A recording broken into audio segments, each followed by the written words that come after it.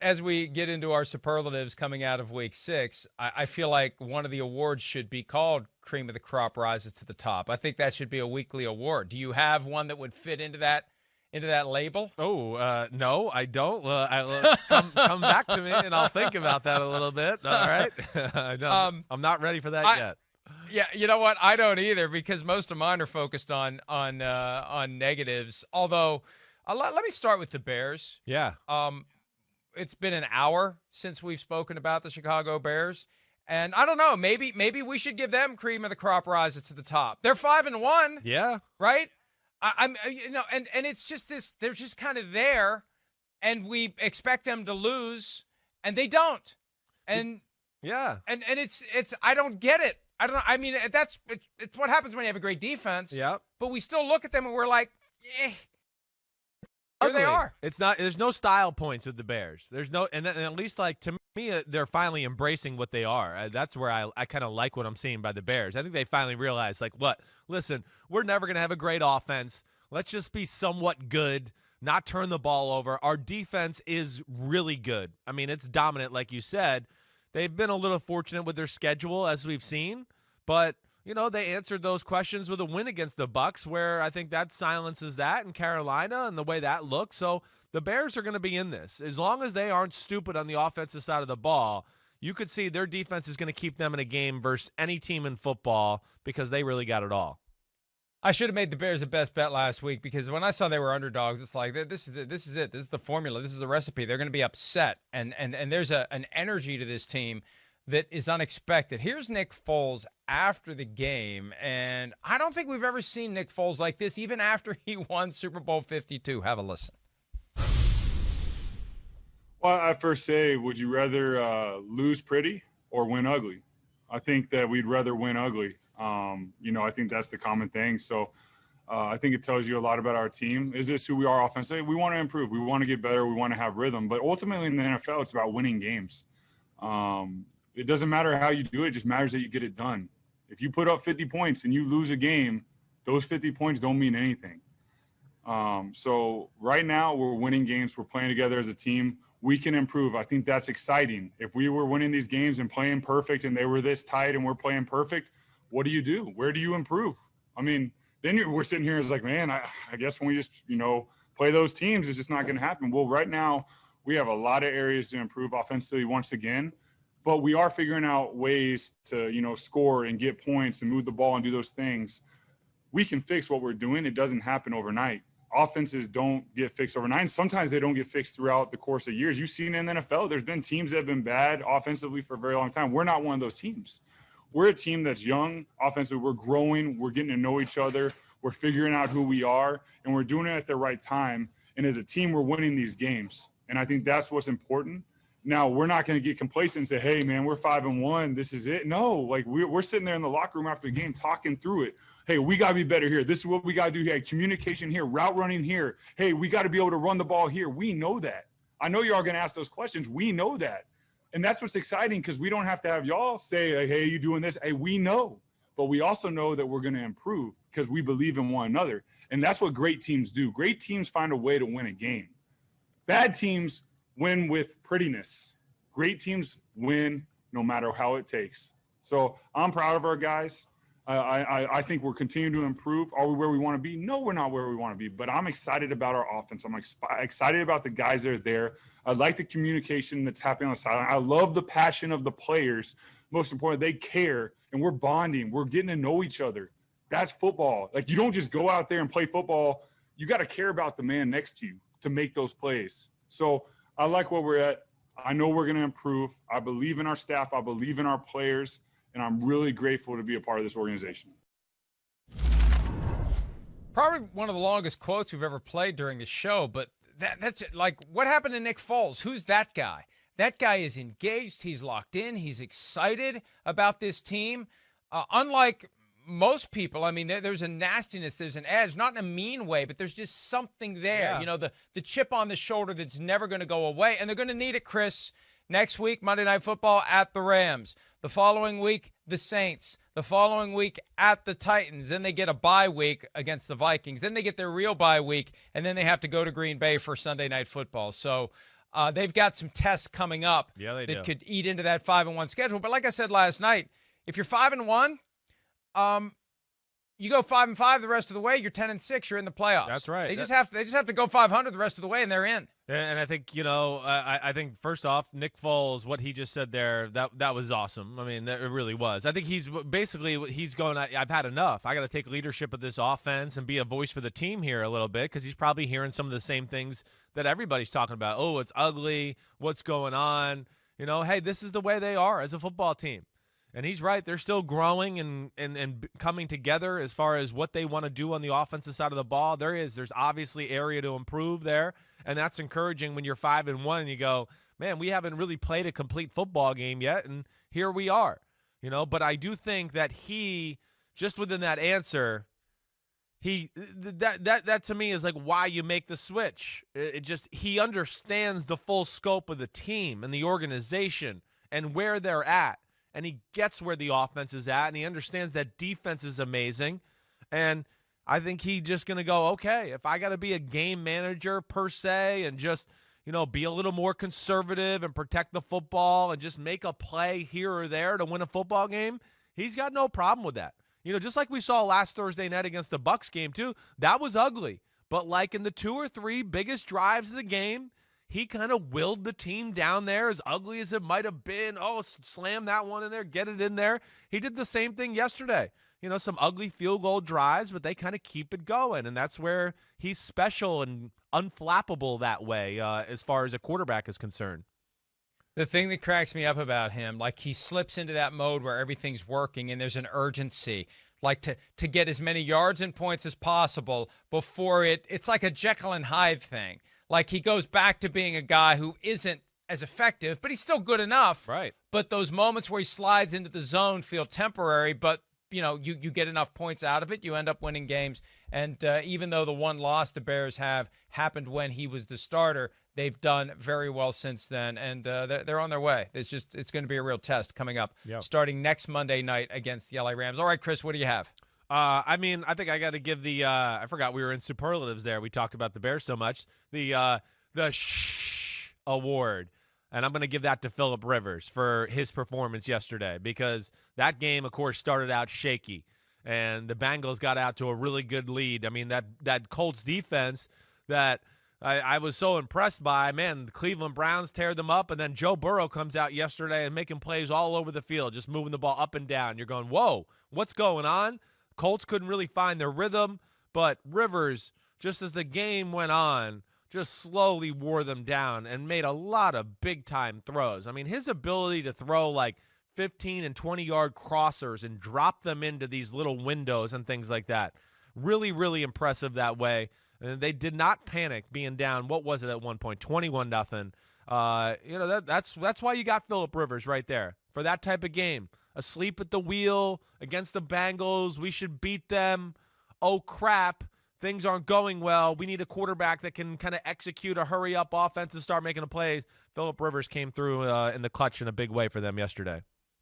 Yeah, they never should have been behind the way they were. It never should have been as close as it was. But I guess that's the mark of a good team, where they don't just fold the tents. They don't just give up. They don't just surrender and say, we'll get them next week. They find a way to take a day that isn't there. Since we were talking about earlier with the Browns and Odell Beckham Jr., you find a way to make the days that don't feel like they're going your way into a day that does go your way, and ultimately they get the win. And we feel very differently about the Colts today than we would have if they hadn't pulled that one off. All right, the next one for me, Scholarship Year Award. Scholarship Year back in effect for a team that falls behind and just doesn't seem to care that they've fallen behind, because everybody's got job security. This year doesn't count. It's a pandemic. We don't have fans. Line up the excuses.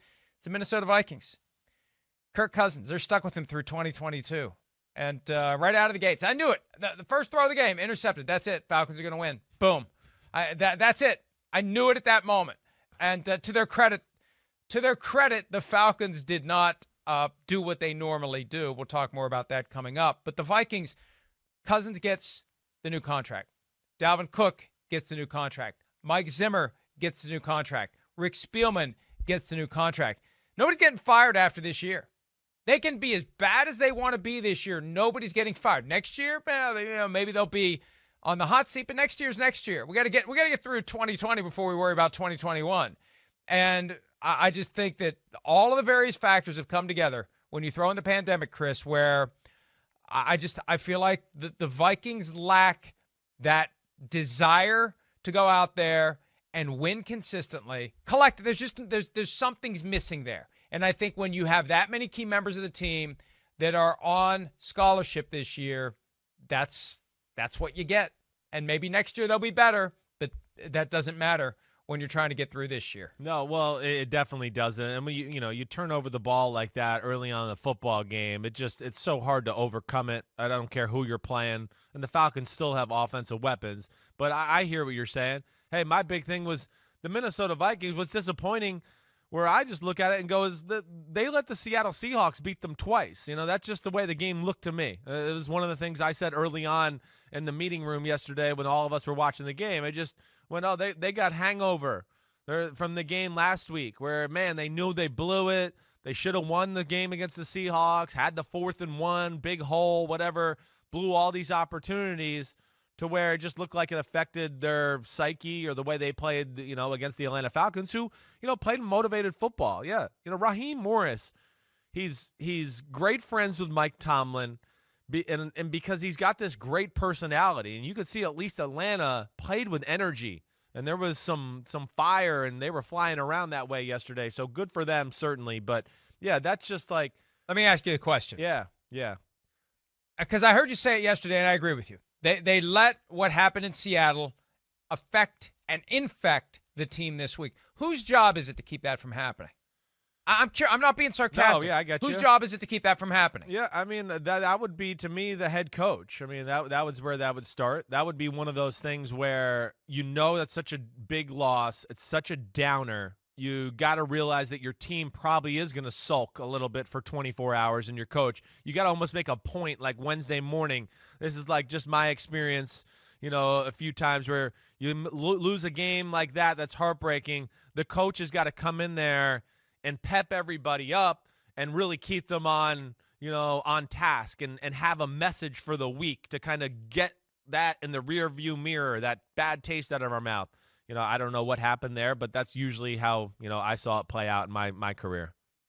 I just sense with a handful of teams this year kind of an bleep it attitude. Like, this year's had all this stuff just pile up, and at a certain point, you just don't care anymore. And that's been the vibe from the moment they got on the field against the Packers. That's been the vibe. And yes, they beat the Texans. And yes, they gave the Titans everything they could handle. And yes, they gave the Seahawks everything they could handle. But you lose those games against great teams, and it really does feed this idea that, not this year. Here's Kirk Cousins from after the game talking about his interceptions and what the eventual consequences could be.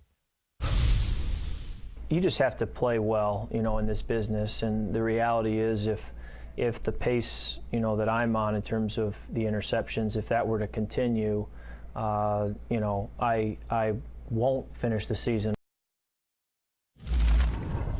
Sean Mannion's the backup, Kurt. You will I said Kurt accidentally. Usually I do it on purpose. Kirk, Sean Mannion's the backup. You are finishing the season no matter how many interceptions you throw. And your salary for next year is $21 million, fully guaranteed. Oh, and on the third day of the 2021 league year, his full $35 million salary for 2022 becomes fully guaranteed. The Vikings could have just let him enter the last year of his contract and taken their chances on the other side, Chris. They didn't. And they made a huge financial mistake, and they have tied their hands. And what kind of Brock Osweiler hot potato trade are they going to have to do to get out from under this contract? And they won't. They'll say all the things I'm saying now, just with kind of, different words and different attitude, but like, this is a lost season. It just happens. But there's no cause to throw the baby out with the bathwater, start throwing in all the cliches. They're going to bring everybody back. They're going to learn from this year, and they're going to be better next year, and yada, yada, yada. They'll make it to the playoffs, and they'll lose in the opening round, and then they'll miss the playoffs the next year, and it's this cycle that's going to continue forever, which is one of the reasons why I've annulled my relationship with the team after 50 years. Yeah, okay. It sounds like you're still emotionally invested to me. I don't know, just as a friend letting you know. I'm working my way through it. I'm working my way through it. Good. I hear you, Mike. Listen, I'm not happy about it. I'm know. not happy it's come to this. I know. That's my point. Yes, I know you're frustrated. I get it. And I understand your questions about Kirk Cousins. Hey, this is the one thing that I ponder or don't understand sometimes. Kirk Cousins is not the issue there in Minnesota. He makes a lot of great plays. I just think, they got Kirk Cousins, and they're not really maximizing what you would do with Kirk Cousins. They're playing a style of football where, we want to run the football and bootlegs and play actions, and that kind of lends itself to a quarterback who's, athletic and make plays off schedule and do things like that. Oh, hey, my offense, because we're about running the ball and bootlegs, it's kind of simple, but my quarterback will make a few plays when nothing's there. You talk about it all the time, right? Those are the special quarterbacks. That's not Kirk Cousins' game. Kirk Cousins is most special when he has weapons and a system that maximizes his ability to read and recognize and process information. That's why McVay and Shanahan loved him. Because, you might not be like Patrick Mahomes, the most talented guy in the world, but I could tell you all these damn clues about the 75 plays we're about to run, and you remember them all, and you dissect it all, and everything like that. And Minnesota's just not like that. They're very elementary in the pass game. So they don't even really maximize what you really want from a guy like Kirk Cousins that way. To me, that's where there's a little bit of I don't know. They're off as far as the player and how they want to play football. That doesn't exactly mesh the right way to me on the outside looking in. Yeah, I agree with everything you're saying, and I just the problem is handing out all those contracts has tied their hands, and I can tell you I could write the text of the Mark/Ziggy Wilf press conference after the season as to what's going to happen with the Vikings. It's all going to be forgiven. It's all going to be forgotten, and they're going to try it again next year. What else do you have? Well, the Bad Bird Award, the baddest bird around is the Ravens. They beat the Eagles yesterday. Caw, caw, right? I mean, the Ravens beat the Eagles. Caw. I mean, a Raven couldn't really beat an Eagle in a fight, though. I mean, we know that, right? You know that, right? I don't know. I'm not up on my ornithology. Matt Casey says no way, and I agree. I mean, there's no way a Raven's going to beat an eagle. Just answer the question. What kind of eagle? There's different eagles. I don't know. They all are bigger than ravens, I think, so they're going to win. Hey, all right? all I know is the Edgar Allan Poe poem. The menacing horror poem is the raven, not the eagle. So, there's something about the raven. I'm not turning my back on the raven. No, you're right. That's why it's the biggest, baddest bird. You're right. There's no doubt about it. They proved that they were the mean, angry one yesterday. I mean, kind of a weird game in that Baltimore Ravens game. We saw, Lamar get off in the run game, and we thought, they're going to blow him away. And they got the Eagles in a bad spot. I'm still shocked they sat there and let the Eagles back in the football game with that defense. Just to me, some peculiar plays and defensive calls by the Ravens, just continuing to blitz and just leave their guys with no help in the secondary. That let the Eagles kind of, hang around. And Carson Wentz made a lot of big plays. But, the Ravens, yes, good Ravens we know are one of the best teams. Do you feel like I do, though? I'm not blown away by the Ravens right now. I'm not blown away by them. I mean, they're still really, really damn good. But I think maybe there's a few teams in the AFC that I might rank ahead of them right now as we sit here. Who? I feel like just the way it's looked the last few weeks, I'm going to go Tennessee and Kansas City above them, and I'm probably going to go Pittsburgh from what I've seen the last 2 weeks with them too, where I'd probably give them the edge over Baltimore right now. It's a slight edge, but yeah, I just think Baltimore letting up big plays that way. Offense is kind of hit or miss the last few weeks. I don't know. They just don't seem as dominant as last year to me. And letting that game get a hell of a lot closer than it should have been. I finally got on board with you picking the Ravens to cover. And I look up and, hey, 30-22, hey, they're fine. They're still covering by a half point. And then next thing you know, it's 30-28. And they almost found themselves in overtime. They get a week off, and then they get the Steelers. So we're going to find out. And then they go to the Colts, and then they go to the Patriots, and then they have the Titans, and then they play the Steelers again. We'll know. Wow. Yes. We're going to learn a lot. And then they have the Cowboys on a Thursday night, and then they're at the Browns. So they got some tough games coming up. Schedule gets very soft after that. They finish with Jaguars, Giants, and Bengals. But the next several games are going to be big tests for the Baltimore Ravens, almost like what the 49ers are having to deal with. They really are. All right, Next one for me is the He Is Who We Thought He Was award, and that goes to Greg Williams, the defensive coordinator of the New York Jets, because the comments he made last week about the Jets defense isn't the only reason why they give up so many points. It was a shot at the offense. And Adam Gase, the coach of the team, said yesterday after the game he wasn't happy that Greg Williams did that. Well, when you hire Greg Williams, what the hell do you expect? This guy must be the greatest defensive mastermind in NFL history, notwithstanding his performance this year, because he keeps getting jobs. He is who he is. He's been who he is.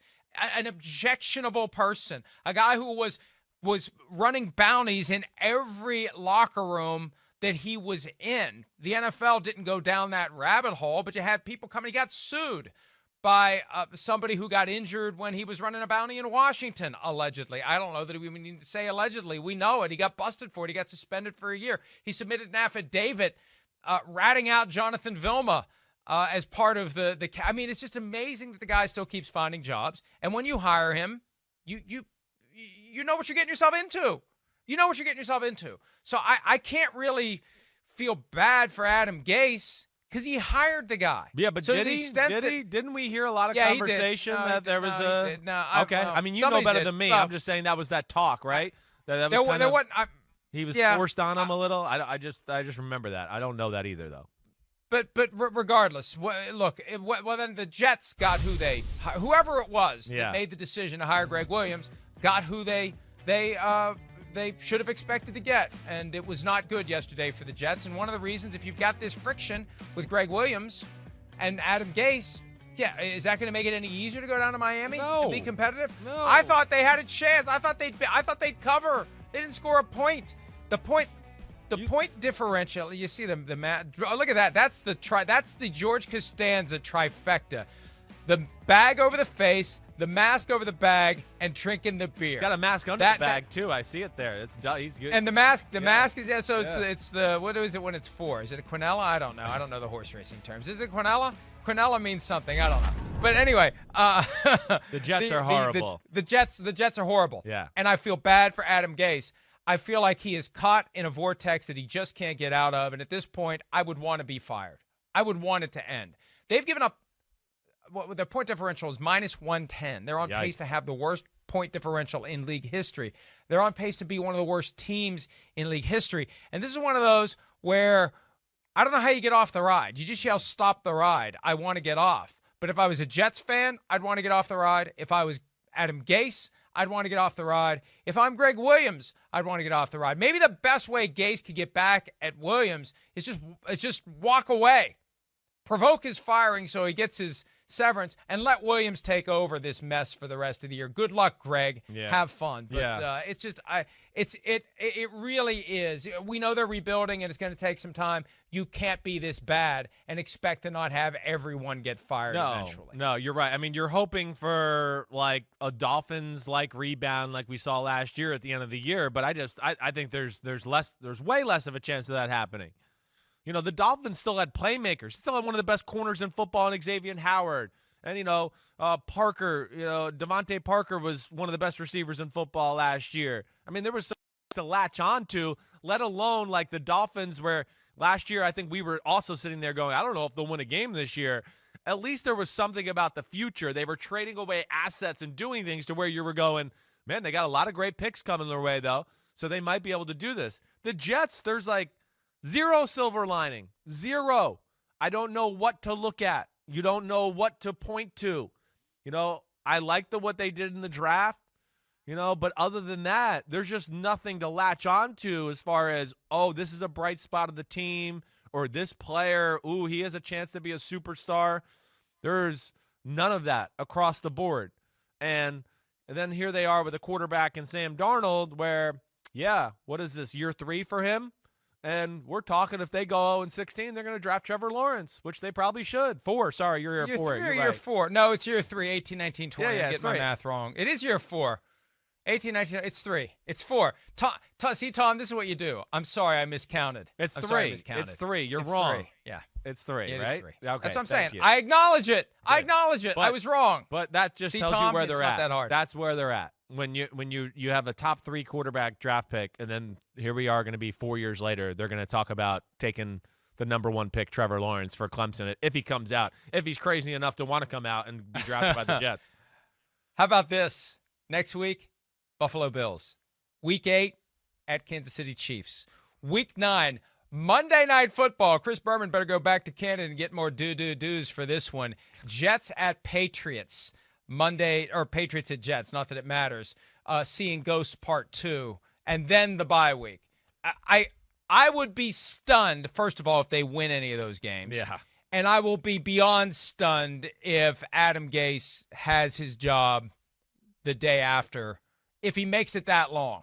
If he makes it out of today, because who the hell knows, right? We didn't know it was coming with Bill O'Brien. Mm-hmm. We kind of thought maybe it was coming with Dan Quinn. We had no idea it was coming with Thomas Dimitroff. You never know it until it happens.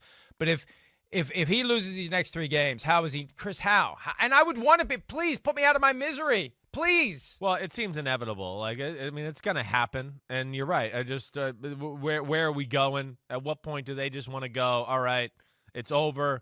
Let's kind of start our, de facto coach search right now and get out in front of it.